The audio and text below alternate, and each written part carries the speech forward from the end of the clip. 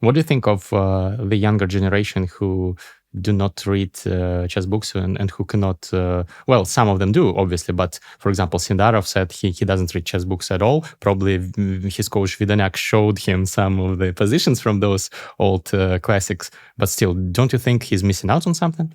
We should also credit the newer generation for, not sticking to the classical way of studying, because with time you have to evolve. And they showed that this new way also works, so there's not one right way. But I think you also gain a lot by going through the games just for enjoyment.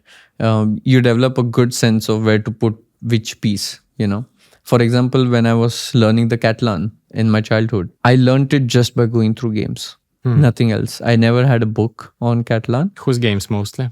No, I would go to chess base. I would filter.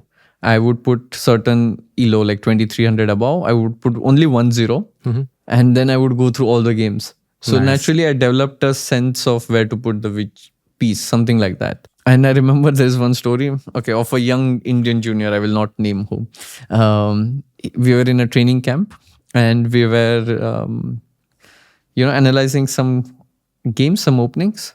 And there was a senior coach who, not senior coach, but like a senior person who was also a strong player. He came and he advised the young player, you should study the games of Boleslavsky in the structure. He has some very good games. And then he said this and then he left. And then the young junior said, "Oh, who's Boleslavsky? Some upcoming junior or something?" So freshman. Yeah, it's like some new junior from Russia. I don't know.